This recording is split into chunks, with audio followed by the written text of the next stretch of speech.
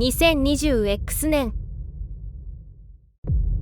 RTX5090。NVIDIA ブラックウェルアーキテクチャ第5世代テンサーコア第4世代 RT コア 48GB GDDR7X 2年保証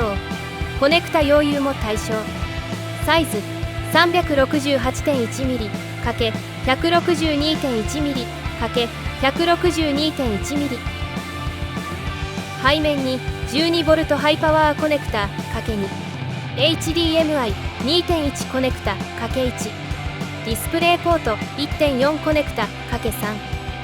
さらに RTX50 シリーズ専用外部電源付属 12V ハイパワー ×2 で最大 1200W パワーのその先へ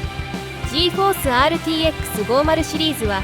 ゲーマーとクリエイターのために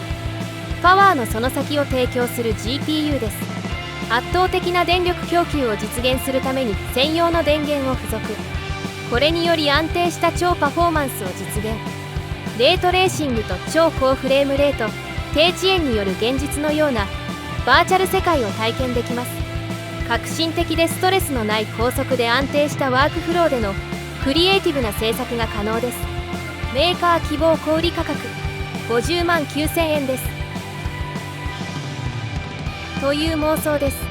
より良い製品が出てくることを期待します。